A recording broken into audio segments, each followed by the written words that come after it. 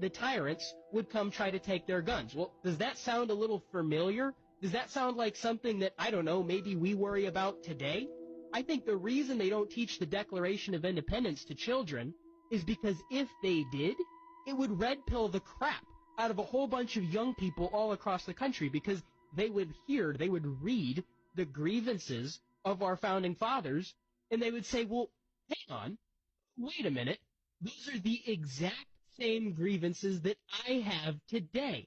See, history never changes itself. It's cyclical. It just repeats over and over and over. And we're not that far off from history repeating itself again. And I think that that's the reason that they don't talk about the Declaration of Independence in our schools. In fact, you know, another reason that they don't discuss the Declaration of Independence in our schools is because the Declaration of Independence directly mentions the name of God Almighty multiple times, right? It says that we understand that our rights are given to us by God and not government. Well, that was a very revolutionary sentence in and of itself. It was a very... More than a half century after the civil rights movement of the 1960s, lawmakers in deep red Mississippi are moving forward with legislation that critics are calling, quote, plantation politics.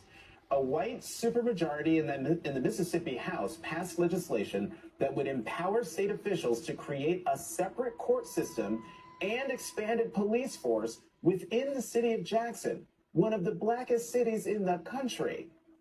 Joining me now, Jarvis Dortch, Executive Director of the ACLU of Mississippi. Mr. Dortch, thank you very much for coming to the Sunday Show. First of all, please explain to our viewers what House Bill 1020 would do. Sure, and thank you all for having me. House Bill 1020 is a piece of legislation that creates a city within a city in Jackson. It takes an existing district which was passed about 5 years ago to add infrastructure funding around the Capitol, around state-owned buildings. It expands that district to include much of Northeast Jackson, which is the wealthiest part of the city, the part of the city with the highest white population.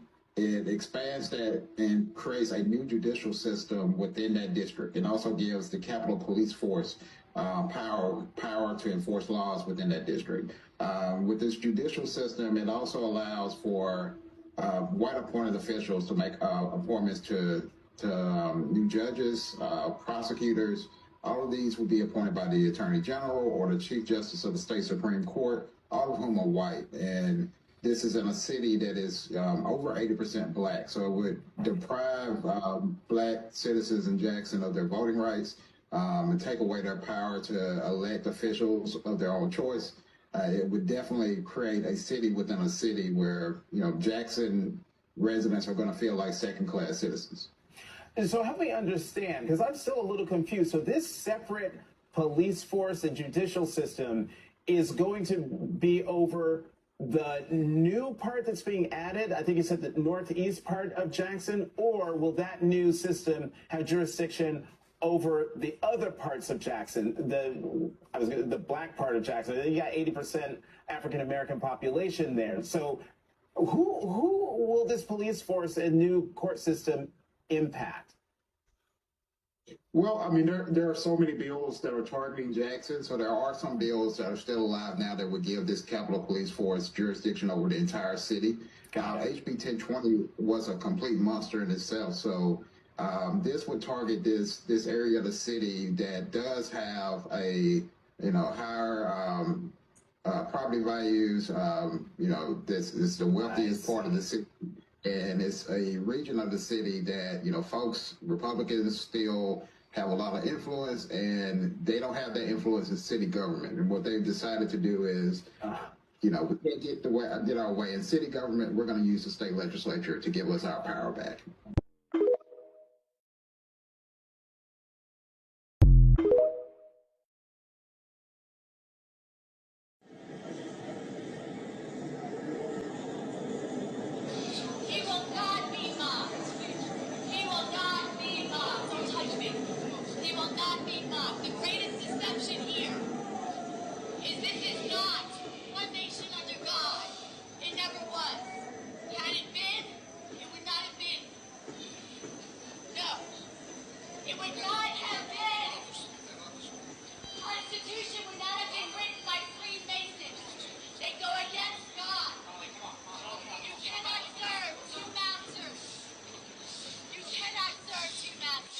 There is no law, and to date, nobody has been able to show that there is a law for the average American citizen working day in and day out to pay an income tax. But We the People Foundation for Constitutional Education put a full-page ad in the USA Today on July 7th, 2000. And within the body of that ad was a $50,000 challenge for anyone that could show the law. And to me, $50,000 is a lot of money. So I went after that and did the research based on the fact that I thought, let's put this baby to bed. I'm hearing all these rumors. I'm going to kill two birds with one stone. I'll answer these people's questions that are asking me, and then I'll win this $50,000. And, based on the research that I did throughout the year 2000 and that I'm still doing, I have not found that law. I've asked Congress, we've asked a lot of people in the IRS commissioners, helpers. They can't answer, because if they answer, the American people are going to know that this whole thing is a fraud. There is no law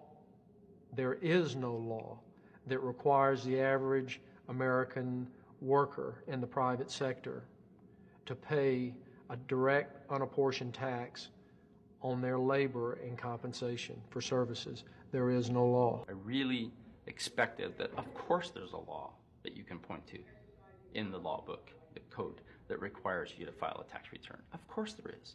Maybe I don't know what it is right then as he was speaking to me, but sure. So naively, I agreed to go off and research it and get back to him. 3.5 months later, I was at that point where I couldn't find the statute that clearly made a person liable, at least not me and most people I know, and I had no choice in my mind except to resign. I had to leave the IRS because I presented evidence that I had accumulated indicating that the agency was violating the law and violating people's rights. And I asked the agency for a response to my sincere concerns.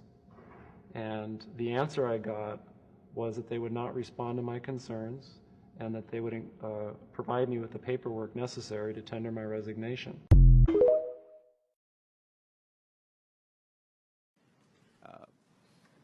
We have to maintain the confidence in the system because it's a voluntary system of payment of our taxes. Agreed. Because it's a voluntary system of payment of our taxes. Agreed. And so you are right. It was a foolish mistake, but the president's even more correct that it was outrageous and intolerable. Now, let me also focus on something, Mr. George, you said. When you were asked, was there any finding or evidence of political motivation here, you said no. That's correct, sir. Okay. And so what we find is a situation where inexcusable activity took place because it erodes the confidence of the American people in a system where they participate voluntarily.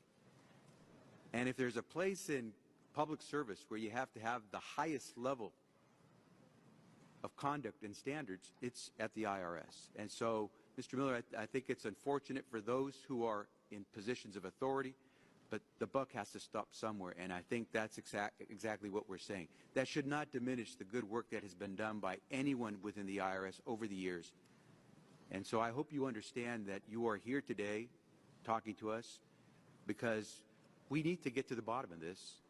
We need to clean up and clear out so we can go back to the business of making sure that people respect the fact that we have a voluntary system of paying our taxes. Making sure that people respect the fact that we have a voluntary system of paying our taxes.